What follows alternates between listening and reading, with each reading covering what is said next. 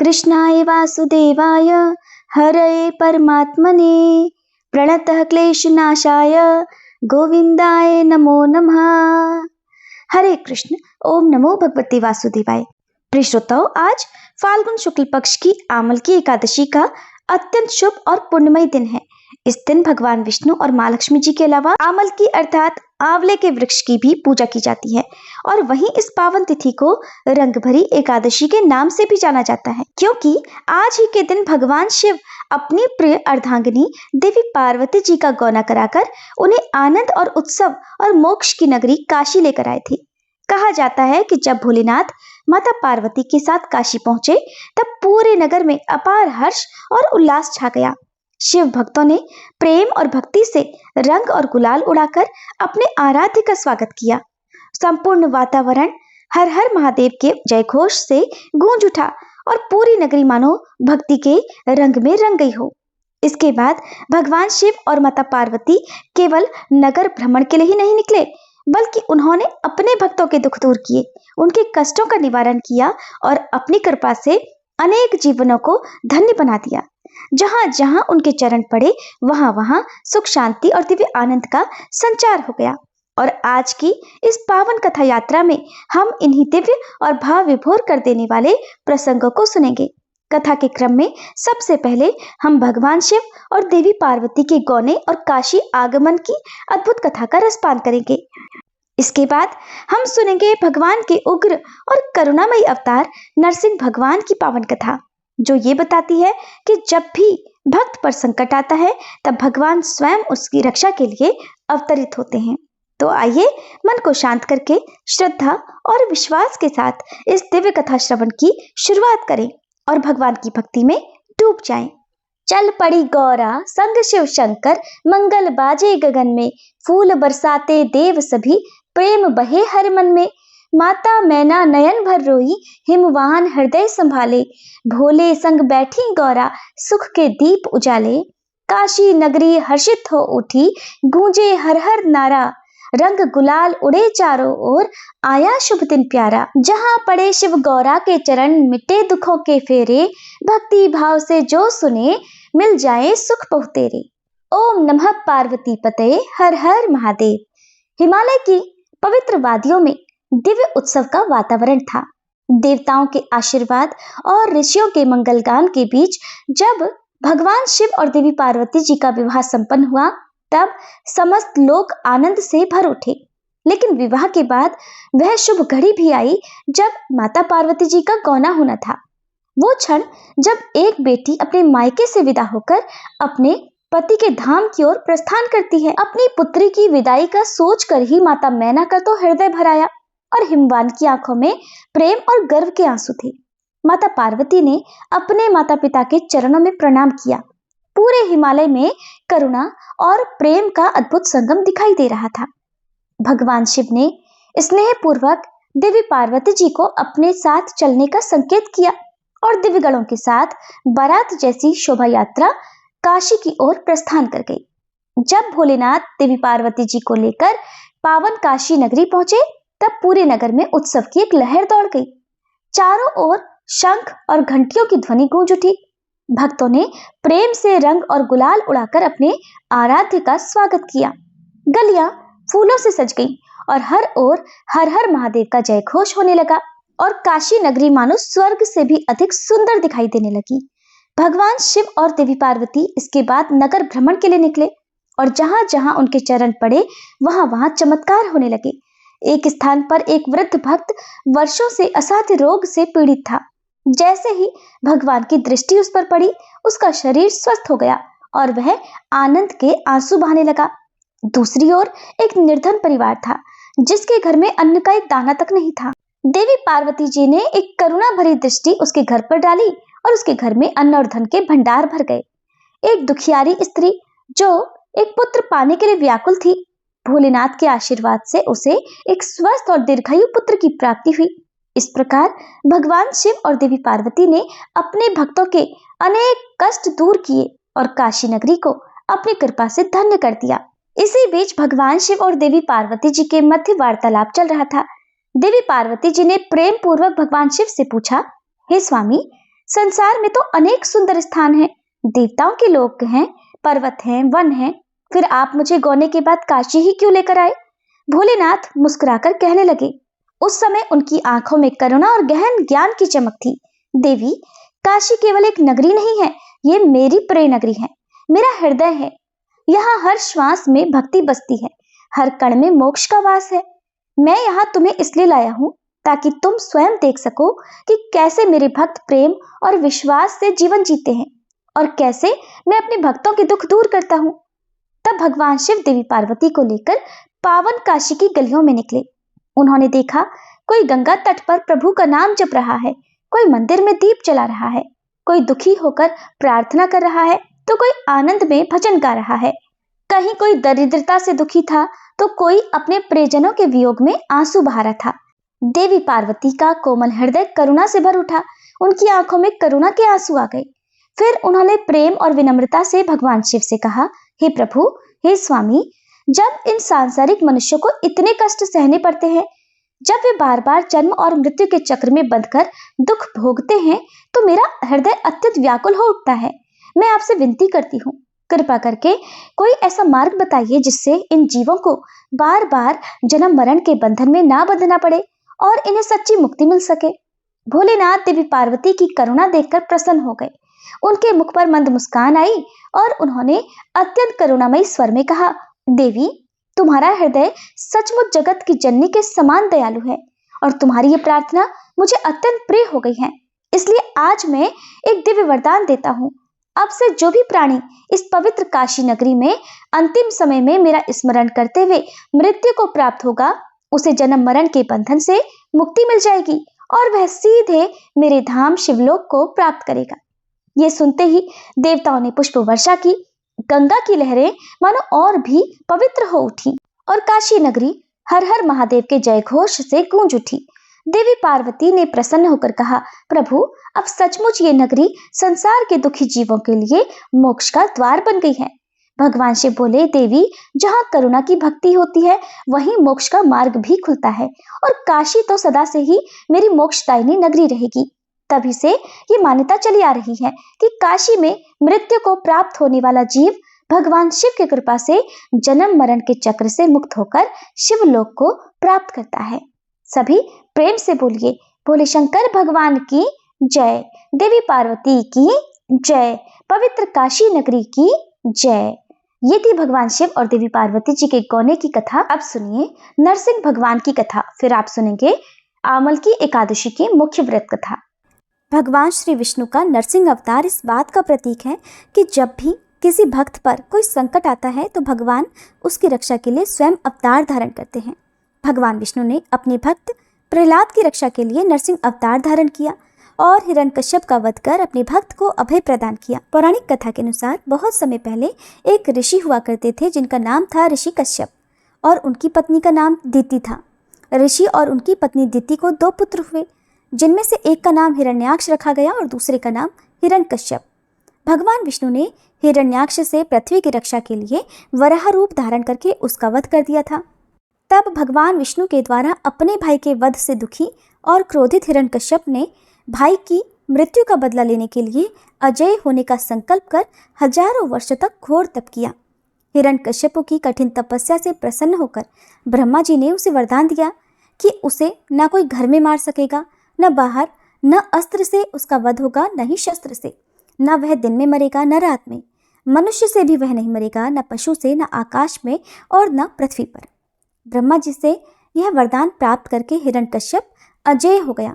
फिर उसने देवराज इंद्र से युद्ध कर स्वर्ग पर अपना अधिकार जमा लिया, साथ ही सभी लोकों पर भी अब उसका राज्य हो गया। हिरण्यकश्यप ब्रह्मा जी से मिले वरदान के फल स्वरूप इतना अहंकारी हो गया कि उसने अपनी प्रजा से खुद को भगवान की तरह पूजने का आदेश दे डाला और जो इस आदेश को नहीं मानता उसे वह मृत्यु दंड दिया करता। हिरण्यकश्यप के अत्याचार की कोई सीमा नहीं रही। उसने प्रभु भक्तों पर अत्याचार करना शुरू कर दिया। हिरण्यकश्यप का पुत्र प्रहलाद था तो असुर, लेकिन वह अपने पिता से बिल्कुल विपरीत था। प्रहलाद भगवान विष्णु का भक्त था। ये बात उसके पिता को पसंद नहीं थी, जिस कारण उसने कई बार अपने ही पुत्र का वध करने का प्रयास किया, लेकिन विष्णु भक्त होने के कारण हिरण्यकश्यप प्रहलाद का कुछ भी नहीं बिगाड़ पाया। भक्त प्रहलाद पर हिरण्यकश्यप के अत्याचार की जब सारी सीमाएं पार कर गईं, तब भगवान विष्णु ने नरसिंह अवतार धारण किया। जैसे हिरण्यकश्यप को वरदान प्राप्त था, वैसे ही भगवान ने भी उसका वध कर दिया। भगवान नरसिंह ने दिन और रात के बीच के वक्त में आधे मनुष्य और आधे शेर का रूप धारण कर नरसिंह अवतार लिया। भगवान नरसिंह ने खंभा फाड़कर अवतार लिया और हिरण्यकश्यप को मुख्य दरवाजे के बीच अपनी जंघाओं पर लिटा दिया। शेर जैसे तेज नाखूनों से उसका पेट फाड़कर उसका वध कर दिया। इस प्रकार उन्होंने अपने भक्त प्रहलाद की रक्षा की। सभी प्रेम से बोलिए नरसिंह भगवान की जय, भक्त प्रहलाद जी की जय। अब सुनिए आमल की एकादशी की कथा, फिर आप सुनेंगे 11 माता की कथा। एक बार धर्मराज युधिष्ठिर ने भगवान श्री कृष्ण से कहा, हे श्री कृष्ण, मैंने विजया एकादशी का महात्म्य जो महान फल देने वाला है सुन लिया। आप फाल्गुन शुक्ल पक्ष की एकादशी का नाम और महात्म्य बताने की कृपा कीजिए। तब भगवान श्री कृष्ण बोले, महाभाग धर्मनंदन, सुनो, तुम्हें इस समय वह प्रसंग सुनाता हूँ जिसे राजा मांधाता के पूछने पर महात्मा वशिष्ठ जी ने कहा था। फाल्गुन शुक्ल पक्ष की एकादशी का नाम आमलकी एकादशी है। इसका पवित्र व्रत विष्णु लोक की प्राप्ति कराने वाला है। ऋषि मांधाता ने पूछा, द्विजश्रेष्ठ, यह आमलकी कब उत्पन्न हुई, मुझे बताइए। वशिष्ठ जी ने कहा, महाभाग सुनो, पृथ्वी पर आमलकी की उत्पत्ति किस प्रकार हुई ये बताता हूँ। आमलकी महान वृक्ष है जो सब पापों का नाश करने वाला है। भगवान विष्णु के थूकने पर उनके मुख से चंद्रमा के समान कांतिमान एक बिंदु प्रकट हुआ। वह बिंदु पृथ्वी पर गिरा। उसी से आमलकी अर्थात आंवले का ये महान वृक्ष उत्पन्न हुआ। ये सभी वृक्षों का आदिभूत कहलाता है। इसी समय समस्त प्रजा की सृष्टि करने के लिए भगवान ने श्री ब्रह्मा जी को उत्पन्न किया। उन्हीं से इन प्रजाओं की सृष्टि हुई। देवता, दानव, गंधर्व, यक्ष, राक्षस, नाग और निर्मल अंतःकरण वाले महर्षियों को ब्रह्मा जी ने जन्म दिया। उनमें से देवता और ऋषि उस स्थान पर आए जहां विष्णु प्रिया आमलकी का वृक्ष था। महाभाग, उसे देखकर देवताओं को बड़ा आश्चर्य हुआ। फिर वे एक दूसरे की ओर देखते हुए उत्कंठापूर्वक उस वृक्ष की ओर देखने लगे और खड़े खड़े सोचने लगे कि प्लक्ष यानी पाकड़ आदि वृक्ष तो पूर्व कल्प की ही तरह हैं, जो सबके सब हमारे परिचित हैं, किंतु इस वृक्ष को हम नहीं जानते। उन्हें इस प्रकार चिंता करते हुए देख आकाशवाणी हुई, महर्षियों, ये सर्वश्रेष्ठ आमलकी का वृक्ष है जो श्री विष्णु को प्रिय है। इसके स्मरण मात्र से गोदान का फल मिलता है। स्पर्श करने से इससे दूना और फल खाने से तिगुना पुण्य मिलता है। इसलिए सदा प्रयत्न पूर्वक आमलकी का सेवन करना चाहिए। ये सब पापों को हरने वाला वैष्णव वृक्ष बताया गया है। इसके मूल में श्री विष्णु, ऊपर भाग में ब्रह्मा जी, स्कंद में परमेश्वर भगवान रुद्र, शाखाओं में मुनि, टहनियों में देवता, पत्तों में वसु, फूलों में मरुदगण और फलों में समस्त प्रजापति वास करते हैं। आमलकी सर्वदेवमयी बताई गई है। तस्या मूले स्थितो विष्णु स्तरधूर्ध्व च पितामह, स्कंधे च भगवान रुद्रः संस्थितः परमेश्वरः, शाखासु मुनयः सर्वे प्रकाशासु च देवताः, पर्णेषु वसवो देवः, पुष्पेषु मरुत स्थिता। इसलिए विष्णु भक्त पुरुषों के लिए यह परम पूज्य है। ऋषि बोले, अव्यक्त स्वरूप से बोलने वाले महापुरुष, हम लोग आपको क्या समझे? आप कौन हैं? देवता हैं या कोई और? हमें ठीक ठीक बताइए। तब दिव्य आकाशवाणी हुई, जो संपूर्ण भूतों के कर्ता और समस्त भुवनों के सृष्टा हैं, जिन्हें विद्वान पुरुष भी कठिनता से देख पाते हैं, वही सनातन विष्णु मैं हूँ। देवाधिदेव भगवान विष्णु का कथन सुनकर उन ब्रह्म कुमार महर्षियों के नेत्र आश्चर्य से चकित हो उठे। उन्हें बड़ा विस्मय हुआ। वे आदि अंतरहित भगवान की स्तुति करने लगे। ऋषि बोले, संपूर्ण भूतों के आत्मभूत आत्मा और परमात्मा को नमस्कार है। अपनी महिमा से कभी च्युत न होने वाले अच्युत को नित्य प्रणाम है। अंतरहित परमेश्वर को बारंबार प्रणाम है। दामोदर, सर्वज्ञ और यज्ञेश्वर को नमस्कार है। मायापते, आपको प्रणाम है। आप विश्व के स्वामी हैं, आपको बारंबार नमस्कार है। ऋषियों के इस प्रकार स्तुति करने पर भगवान श्री हरि संतुष्ट हुए और बोले, महर्षियों, तुम्हें कौन सा अभिष्ट वरदान तो बताइए। ऋषि बोले, भगवान, यदि आप संतुष्ट हैं तो हम लोगों के लिए हित के लिए कोई ऐसा व्रत बतलाइए जो स्वर्ग और मोक्ष रूपी फल प्रदान करने वाला हो। श्री विष्णु बोले, महर्षियों, फाल्गुन शुक्ल पक्ष में यदि पुष्य नक्षत्र से युक्त द्वादशी हो तो वह महान पुण्य देने वाली और बड़े बड़े पातकों का नाश करने वाली होती है। द्विजवरों, उसमें जो विशेष कर्तव्य है उसे भी सुनो। आमलकी एकादशी में आंवले के वृक्ष के पास जाकर वहां रात्रि में जागरण करना चाहिए। इससे मनुष्य सब पापों से छूट जाता है और सहस्त्र गोदानों का फल प्राप्त करता है। विप्रगणों, यह व्रतों में उत्तम व्रत है जिसे मैंने तुम लोगों को बताया है। ऋषि बोले, भगवान, इस व्रत की विधि भी बतलाइए, यह कैसे पूर्ण होता है? इसके देवता, नमस्कार और मंत्र कौन कौन से बताए गए हैं? उस समय स्नान और दान कैसे किया जाता है? पूजन की कौन सी विधि है और उसके लिए मंत्र क्या है? ये सब बातों का यथार्थ रूप से वर्णन कीजिए। तब भगवान विष्णु कहने लगे, द्विजवरों, इस व्रत की जो उत्तम विधि है उसको सुनो। एकादशी को प्रातःकाल दंत धावन करके ये संकल्प करें कि हे पुंडरीकाक्ष, हे अच्युत, मैं एकादशी को निराहार रहकर दूसरे दिन भोजन करूंगा। आप मुझे शरण में रखें। ऐसा नियम लेने के बाद पतित, चोर, पाखंडी, दुराचारी, मर्यादा भंग करने वाले और गुरु पत्नीगामी मनुष्यों से वार्तालाप न करें। अपने मन को वश में रखते हुए नदी में, पोखरे में, कुएं पर या घर पर ही स्नान करें। स्नान करने से पहले शरीर में मिट्टी लगाए। मिट्टी अर्थात मृत्तिका लगाने का मंत्र है, अश्व क्रांते रथ क्रांते विष्णु क्रांते वसुंधरे मृत्तिके हर में पापम जन्म कोट्याम समर्जितम। अर्थात हे वसुंधरे, आपके ऊपर अश्व और रथ चला करते हैं और वामन अवतार के समय भगवान विष्णु ने भी आपको अपने पैरों से नापा था। मृत्तिके, मैंने करोड़ों जन्मों में जो पाप किए हैं, मेरे उन सब पापों को हर लो। स्नान मंत्र है, त्वं मातः सर्वभूतानां जीवनम तत्तु रक्षकम श्वेत ज्योतिज जातीनां रसानां पते नमः। स्नातो अहम सर्वतीर्थेषु हृदयप्रस्त्रवणेषु च नदीषु देवखातेषु इदं स्नानम तु मे भवेत्। अर्थात जल की अधिष्ठात्री देवी, हे माते, आप संपूर्ण भूतों के लिए जीवन हो, वही जीवन जो स्वेदज और उद्धिज जाति के जीवों का भी रक्षक है। आप रसों की स्वामिनी हो, आपको नमस्कार है। आज मैं संपूर्ण तीर्थों, कुंडों, झरनों, नदियों और देव संबंधी सरोवर में स्नान कर चुका। मेरा यह स्नान उक्त सभी स्नानों का फल देने वाला हो। फिर विद्वान पुरुष को चाहिए कि वह परशुराम जी की सोने की प्रतिमा बनवाए। प्रतिमा अपनी शक्ति और धन के अनुसार 1 या आधे मासे स्वर्ण की होनी चाहिए। स्नान के बाद घर आकर पूजा और हवन करे। इसके बाद सब प्रकार की सामग्री लेकर आंवले के वृक्ष के पास जाए। वहां वृक्ष के चारों ओर की जमीन झाड़ बुहार लीप पोत कर शुद्ध करे। शुद्ध की हुई भूमि में मंत्र पाठ पूर्वक जल से भरे हुए नवीन कलश की स्थापना करे। कलश में पंचरत्न और दिव्य गंध आदि छोड़ दे।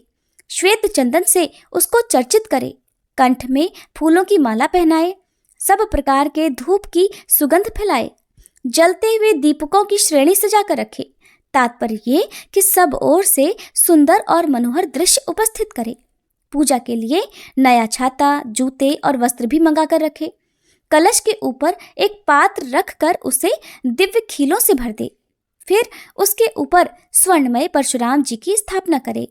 विशोकाय नमः कहकर उनके चरणों की, विश्वरूपिणे नमः मंत्र से दोनों घुटनों की, उग्राय नमः से जांघों की, दामोदराय नमः से कटिभाग की, पद्मनाभाय नमः से उदर की, श्री वत्सधारिणे नमः से वक्ष स्थल की, चक्रिणे नमः से बाईं बाह की, गदिने नमः से दाहिनी बाह की, वैकुंठाय नमः से कंठ की, यज्ञमुखाय नमः से मुख की, विशोक निधिये नमः से नासिका की, वासुदेवाय नमः से नेत्रों की, वामनाय नमः से ललाट की, सर्वात्मने नमः से संपूर्ण अंगों और मस्तक की पूजा करें।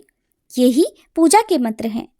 इसके बाद भक्तियुक्त चित्त से शुद्ध फल के द्वारा देवाधिदेव परशुराम जी को अर्घ्य प्रदान करें। अर्घ्य का मंत्र इस प्रकार है, नमस्ते देव देवेश जामदग्न्य नमोस्तुते ग्रहणार्घ्यम मिमम दत्त मामल्यक्याम युतम हरे। अर्थात हे देव देवेश्वर, हे जमदग्नि नंदन श्री विष्णु स्वरूप परशुराम जी, आपको नमस्कार है, नमस्कार है।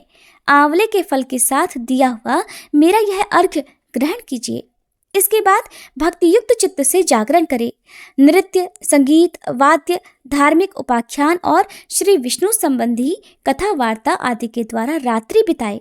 इसके बाद भगवान विष्णु के नाम ले लेकर आमलकी वृक्ष की परिक्रमा 108 या 28 बार करे। फिर सवेरा होने पर श्री हरि की आरती करे, ब्राह्मण की पूजा करके वहां की सब सामग्री उसे निवेदन कर दे। परशुराम जी का कलश, 2 वस्त्र, जूता आदि सभी वस्तुएं दान में दे दे और ये भावना करे कि परशुराम जी के स्वरूप में भगवान विष्णु मुझ पर प्रसन्न हो। इसके बाद आमलकी का स्पर्श करके उसकी परिक्रमा करे और स्नान करने के बाद विधि पूर्वक ब्राह्मणों को भोजन कराए। इसके बाद परिवारजनों के साथ बैठकर स्वयं भी भोजन करे। ऐसा करने से जो पुण्य मिलता है वह सब बतलाता हूँ, सुनो। संपूर्ण तीर्थों के सेवन से जो पुण्य मिलता है और सब प्रकार के दान देने से जो फल मिलता है वह सब उपर्युक्त विधि के पालन से सुलभ हो जाता है। समस्त यज्ञों की अपेक्षा भी अधिक फल मिलता है, इसमें बिल्कुल भी संदेह नहीं है। ये व्रत सब व्रतों में उत्तम है जिसका मैंने तुमसे पूरा वर्णन किया है। वशिष्ठ जी कहते हैं, महाराज, इतना कहकर देवेश्वर भगवान श्री विष्णु वहीं अंतर्ध्यान हो गए। इसके बाद उन समस्त महर्षियों ने उक्त व्रत का पूर्ण रूप से पालन किया। भगवान श्री कृष्ण कहते हैं, हे धर्मराज, इसी प्रकार तुम्हें भी इस व्रत का अनुष्ठान करना चाहिए। युधिष्ठिर, यह दुर्धर्ष व्रत मनुष्यों को सब पापों से मुक्त कराने वाला है। पौराणिक मान्यताओं के अनुसार माना जाता है कि ब्रह्मा जी की उत्पत्ति श्री विष्णु जी की नाभि से हुई। एक बार ब्रह्मा जी ने परब्रह्म की तपस्या कर स्वयं को जानने का प्रयास किया। तपस्या से प्रसन्न होकर भगवान विष्णु ने ब्रह्मा जी को दर्शन दिए। उन्हें देखते ही ब्रह्मा जी की आंखों से आंसुओं की धारा बहने लगी। मान्यता है कि ब्रह्मा जी के आंसू जब भगवान के चरणों पर गिरे तब वे आंसू आंवले के पेड़ में बदल गए। तब भगवान विष्णु ने कहा कि आज से ये वृक्ष और इसका फल मुझे बहुत ही प्रिय होगा और जो भी भक्त आमलकी एकादशी के दिन इस वृक्ष की पूजा करेगा या मुझ पर आंवला चढ़ाएगा उसे सहज ही मोक्ष की प्राप्ति हो जाएगी। आमलकी एकादशी की एक और अन्य कथा के अनुसार प्राचीन समय में वैदिश नाम का एक नगर था। उस नगर में ब्राह्मण, क्षत्रिय, वैश्य और शूद्र रहते थे। वहां रहने वाले सभी नगरवासी विष्णु भक्त थे और वहां पर कोई भी नास्तिक नहीं था। उसके राजा का नाम था चैत्ररथ। राजा बहुत ही विद्वान थे और बहुत धार्मिक थे। सबसे विशेष बात थी कि उस नगर में कोई भी व्यक्ति दरिद्र नहीं था। नगर में रहने वाला हर व्यक्ति एकादशी व्रत का पालन किया करता था। एक बार फाल्गुन महीने में आमलकी एकादशी आई। सभी नगरवासी और राजा ने मिलकर यह व्रत किया और मंदिर जाकर आंवले की पूजा की और वहीं पर रात्रि जागरण किया। तभी रात के समय वहां पर एक बहेलिया आया। बहेलिया घोर पापी था, लेकिन उसे भूख और प्यास लगी थी, इसलिए मंदिर के एक कोने में बैठकर वह चुपचाप जागरण देखने लगा और श्री विष्णु भगवान और एकादशी महात्म्य की कथा सुनने लगा। इस प्रकार पूरी रात बीत गई। नगर वासियों के साथ वह बहेलिया भी पूरी रात जागता रहा। सवेरा होने पर सभी नगरवासी अपने घर चले गए। फिर बहेलिये ने भी अपने घर जाकर भोजन किया। कुछ समय बीतने के बाद उस बहेलिये की मृत्यु हो गई, लेकिन उसने आमलकी एकादशी की व्रत कथा सुनी थी और रात्रि जागरण भी किया था। इसलिए अगले जन्म में उसे राजा विदुरथ के घर पर जन्म मिला। राजा ने उसका नाम रखा वसुरथ। बड़ा होकर वह नगर का राजा बना। एक दिन वह शिकार पर निकला, लेकिन बीच में ही रास्ता भूल गया। रास्ता भूल जाने के कारण वह एक पेड़ के नीचे सो गया। थोड़ी ही देर बाद वहां पर म्लेच्छ छा गए और राजा को अकेला पाकर उसे मारने का प्रयास करने लगे। उन्होंने कहा कि इसी राजा के कारण उन्हें देश निकाला दिया गया है, इसलिए हमें इसे मार देना चाहिए। इधर इस बात से अनजान राजा गहरी नींद सोता रहा। म्लेच्छों ने राजा पर हथियार फेंकना शुरू कर दिए, लेकिन उनके शस्त्र राजा पर फूल बनकर गिरने लगे। कुछ ही देर के बाद सभी म्लेच्छ जमीन पर मृत पड़े हुए थे। राजा की जब नींद खुली तो उन्होंने देखा कि कुछ लोग जमीन पर मृत पड़े हुए हैं। राजा समझ गया कि वे सभी उसे मारने के लिए आए थे, लेकिन किसी ने उन सब को मार डाला है। ये देखकर राजा ने कहा कि जंगल में ऐसा कौन है जिसने उसकी जान बचाई है। तभी दिव्य आकाशवाणी हुई कि हे राजन, भगवान विष्णु ने तुम्हारी जान बचाई है।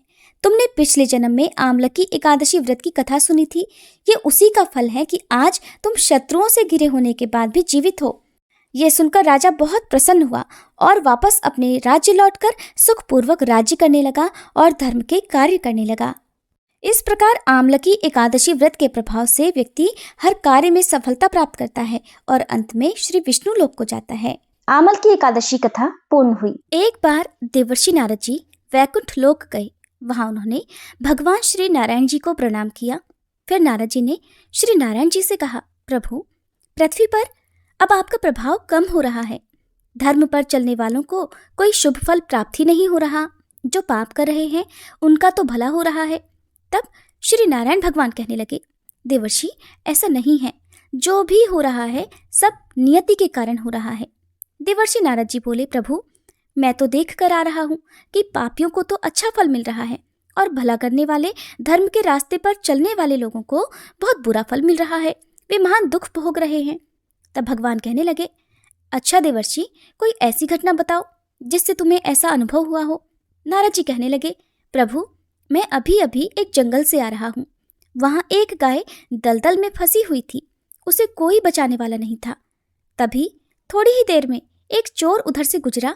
उसने गाय को दलदल में फंसा हुआ देखा, लेकिन वह रुका नहीं, बल्कि उस पर पैर रखकर वह दलदल लांघकर आगे निकल गया। फिर आगे जाकर उसी चोर को सोने की मोहरों से भरी हुई एक थैली मिली। थोड़ी देर के बाद वहां से एक वृद्ध साधु महाराज गुजरे। उन्होंने उस गाय को दलदल से निकालने की पूरी कोशिश की और पूरी ताकत लगाकर आखिरकार उस गाय को निकाल लिया। लेकिन प्रभु, मैंने देखा कि गाय को दलदल से निकालने के बाद भी जब वह साधु महाराज आगे गए तो खुद एक गड्ढे में गिर गए और उन्हें चोट भी लग गई। बताइए प्रभु, ये कौन सा न्याय है कि जिसने गाय की मदद की उसे दुख मिला, बल्कि जो गाय के ऊपर पैर रखकर आगे बढ़ गया उसे सोने की मोहरों भरी थैली मिल गई। नारद जी की बात सुनने के बाद नारायण भगवान बोले, देवर्षि, ये सही ही हुआ है। जो चोर गाय पर पैर रखकर भाग रहा था उसकी किस्मत में तो एक खजाना था, लेकिन उसके इस पाप के कारण उसे केवल कुछ ही मोहरें मिली। वहीं इन साधु महाराज को गड्ढे में इसलिए गिरना पड़ा क्योंकि उनके भाग्य में मृत्यु लिखी हुई थी। लेकिन गाय को बचाने के कारण उनके पुण्य बढ़ गए और उनकी मृत्यु एक छोटी सी चोट में बदल गई। देवर्षि, इंसान के कर्म से ही उसका भाग तय होता है, इसलिए अच्छे कर्म करना कभी भी किसी भी परिस्थिति में छोड़ना नहीं चाहिए। ये सुनकर नारद जी बहुत प्रसन्न हुए और लक्ष्मी नारायण भगवान की जय जयकार करते हुए बैकुंठ लोक से चल दिए। प्रेम से बोलिए, श्री लक्ष्मी नारायण भगवान की जय, देवर्षि महाराज की जय। अब आप सभी बहुत ही प्रेम से एकादशी माता की कथा भी सुनिए। एक बार एक बूढ़ी माँ ने वृद्धावस्था में एकादशी का व्रत रखा। वैसे तो वह अपने पूरे जीवन काल में एकादशी का व्रत रखती आ रही थी, लेकिन वृद्धावस्था होने के बाद भी वह इस व्रत को उतनी ही निष्ठा और उतने ही नियम के साथ रख रही थी। वृद्धावस्था में तो वैसे भी बहुत सारी बाधाएं होती हैं। वैसे तो बूढ़ी माँ को भगवान की कृपा से सारी सुख सुविधाएं प्राप्त थीं, लेकिन फिर भी वह अपने परिवार की सुख समृद्धि की कामना से इस कठिन व्रत को रखने लगी। वे अधिकतर एकादशी का व्रत निर्जल ही रखती थीं। एकादशी का दिन आने पर उन्होंने इस बार भी निर्जल व्रत रखा। दिन भर उन्हें प्यास लगी रही, लेकिन किसी तरह उन्होंने अपने मन को संयम में रखकर पूजा पाठ किया और कथा सुनी। पंडित जी को मिट्टी के पात्र में भरकर पानी और ऋतुफल दान में दिए। दोना भरकर शक्कर भी बांटी। उन्हें गर्मी के कारण बहुत बेचैनी हो रही थी। इस कारण से वह बड़ी देर तक पानी में हाथ पैर डालकर बैठी रही, पानी से बार बार कुल्ला करती रही। तब कहीं जाकर उन्हें थोड़ी देर के लिए आराम मिला, चैन पड़ा। लेकिन थोड़ी देर के बाद उनका फिर मुंह सूखने लगा। एक तो धूप बहुत तेज पड़ रही थी, इस कारण बूढ़ी माँ बहुत ही बेचैन हो रही थी। एक तो बुढ़ापा, ऊपर से भयंकर गर्मी। वृद्धावस्था की स्थिति तो इसी प्रकार की होती है। फिर जैसे तैसे रो धोकर किसी प्रकार दिन कट पाया। अब पहाड़ सी रात उनके सामने थी, जिसका कटना बड़ा ही मुश्किल दिखाई दे रहा था। चारपाई पर पड़े पड़े भी शांति नहीं मिल रही थी और बूढ़ी माँ प्यास के मारे बार बार करवट बदल रही थी। कई बार वे घर से बाहर जाती, फिर अंदर आ जाती। न उन्हें घर के बाहर शांति मिल रही थी, न अंदर। वे चारपाई पर पड़ी पड़ी बार बार एकादशी माता का ध्यान करती रहीं और कहती रहीं, हे माता, आप मेरी लाज रखिएगा, आप मुझे शक्ति दीजिएगा, जिससे मैं भली भांति आपका ये व्रत कर सकूं और ये पहाड़ सी रात शांति के साथ बीत सके। प्यास के कारण बूढ़ी माँ की बेचैनी तो बढ़ ही रही थी। उन्होंने धैर्य रखने का बहुत प्रयास किया, किंतु सहनशीलता की सीमा टूट गई और वे घबराकर प्यास के मारे एकदम चिल्ला पड़ी। चिल्लाने लगी कि बचाओ बचाओ, मेरे प्राण निकल रहे हैं। तब उनका चीखना चिल्लाना सुनकर परिवार भर के सभी लोग उनके आसपास इकट्ठा हो गए और पूछने लगे, अम्मा जी क्या हुआ आपको, क्यों चिल्ला रही है? आप इस बुढ़ापे में इतने कठिन व्रत को क्यों कर रही हैं? अम्मा जी, शक्ति हो तभी भक्ति होती है। जब आपकी सामर्थ्य निर्जल व्रत करने की नहीं है तो आप क्यों जल का त्याग कर रही हैं? आप पानी पी लीजिए।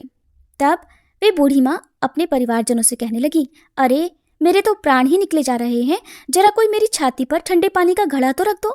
तब नातियों ने दादी की छाती पर ठंडे पानी का घड़ा रख दिया। तब कहीं उन्हें थोड़ा आराम मिला। थोड़ी देर के लिए उन्होंने अपनी आंखें बंद कर ली। इधर एकादशी माता ने सोचा कि ये तो बूढ़ी अम्मा है और बहुत नियम पालन के साथ व्रत भी रखती हैं, चलकर इनकी परीक्षा ली जाए। तब वे आधी रात को मुर्गा बनकर टेर लगाने लगी। अपने घर के द्वार पर मुर्गे की आवाज सुनकर दादी जल्दी से उठी। सोचा शायद सुबह हो गई, लेकिन जब बाहर जाकर देखा तो देखा आसमान में तो उन्हें कहीं भी प्रातःकालीन तारा दिखाई नहीं दिया। वे सोचने लगी कि ये मुर्गा क्यों और कैसे बोल रहा है। उन्हें प्यास तो लग रही थी, अब थोड़ा बहुत उनका मन भी बेचैन होने लगा, किंतु आखिरकार उन्होंने दृढ़ निश्चय किया कि अब तो मैं व्रत पूरा करके ही पानी पीऊंगी, भले ही मेरे प्राण निकल जाएं। ये सोचकर वो फिर से चारपाई पर निढाल होकर लेट गई। थोड़ी ही देर में एकादशी माता ने उनकी फिर से परीक्षा लेनी चाहिए और वे एक छोटी सी बालिका बनकर एक गिलास में शरबत लेकर उनके सिरहाने खड़ी हो गई और जोर से आवाज लगाकर कहने लगी, दादी जी सवेरा हो गया है, आप हाथ मुंह धोकर ये शरबत पी लीजिए। पहले तो शरबत का गिलास देखकर बूढ़ी माँ का मन ललचा गया, किंतु अचानक उन्हें याद आया कि उन्होंने तो निर्जल एकादशी का व्रत रखा है। फिर उन्होंने सोचा कि मैं तो किसी भी प्रकार से अभी शरबत नहीं पी सकती हूँ। ये सोचकर वो शांति से अपनी चारपाई पर फिर लेट गई। जब बहुत तेज की प्यास लगती है तो चारों ओर पानी ही पानी दिखाई देता है, यहाँ तक कि सपने भी पानी के ही आते हैं।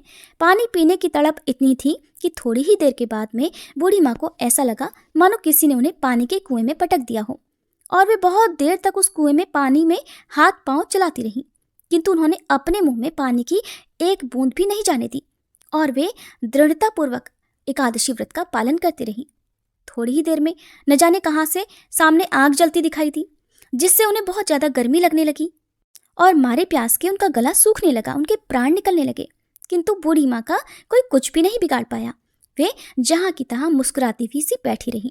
थोड़ी देर में बाहर उजाला होने लगा, ऐसा लगा मानो सवेरा हो गया हो। बूढ़ी माँ ने जब बाहर निकलकर देखा तो समझ गई कि अब सवेरा होने में बस कुछ ही देर बाकी है।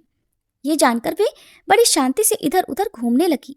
एकादशी माता ये बात अच्छी तरह से समझ गई कि ये बूढ़ी माँ किसी भी तरह अपने व्रत से नहीं टल सकती, अपना व्रत बीच में नहीं तोड़ सकती।